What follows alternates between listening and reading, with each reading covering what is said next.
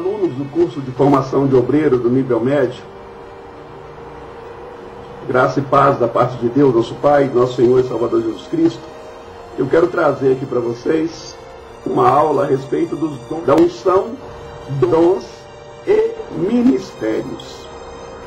Vamos ler aqui a palavra de Deus no livro de 1 Pedro, no capítulo 4, versos 10 e 11, e diz o seguinte: servi uns aos outros, cada um conforme o dom que recebeu, como bons dispenseiros da multiforme graça de Deus. Se alguém fala, fale de acordo com os oráculos de Deus. Se alguém serve, faça-o na força que Deus supre, para que em todas as coisas seja glorificado por meio de nosso Senhor Jesus Cristo, a quem pertence a glória, o domínio pelos séculos dos séculos. Amém.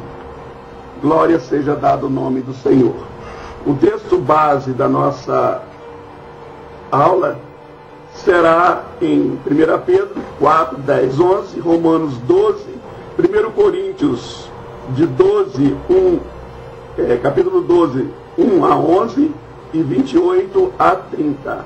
Éfeso, capítulo 4, verso 11. Glória seja dado o nome do Senhor Jesus.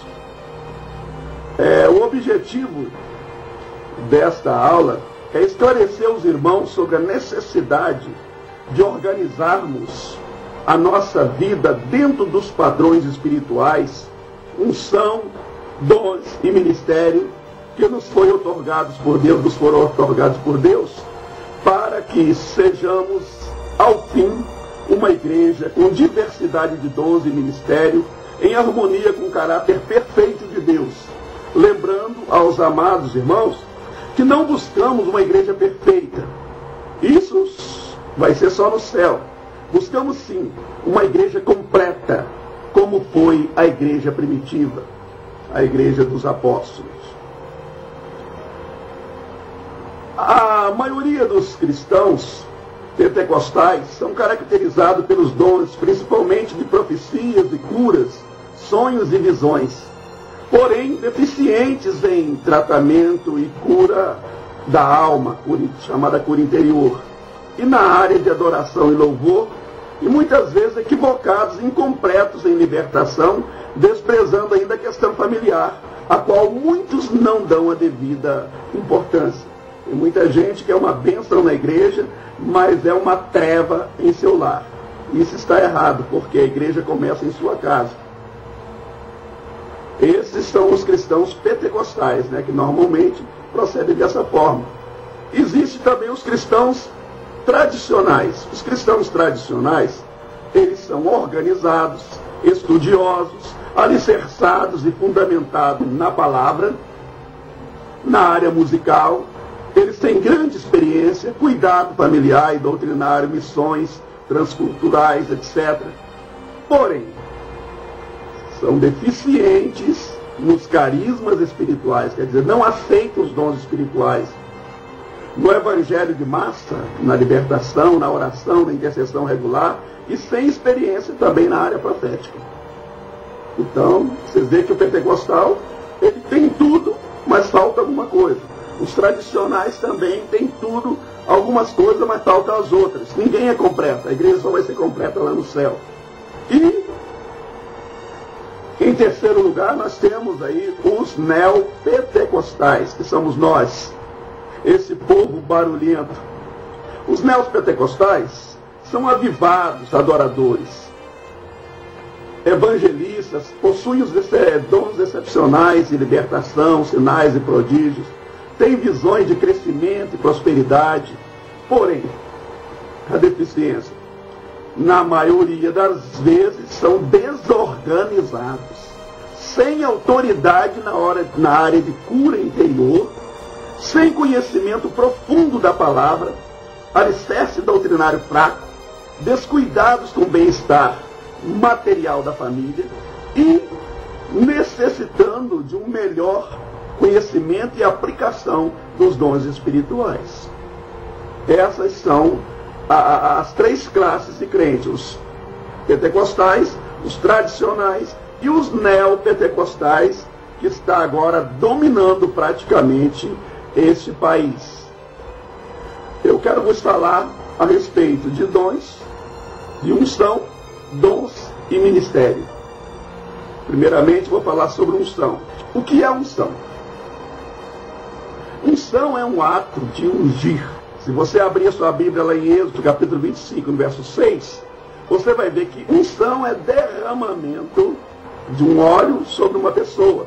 No sentido espiritual, é o derramamento do Espírito Santo sobre os que creem. Está aí lá em 1 João, no capítulo 2, no verso 20. Ungir ou pôr azeite na cabeça de uma pessoa, a fim de separá-la para um serviço especial, era procedimento comum. Os reis, sacerdotes, lá em 1 Reis 19, 16, em Êxodo 30, 1 Samuel 16, 1, 13, você pode ver que reis e sacerdotes, eles eram ungidos com o azeite.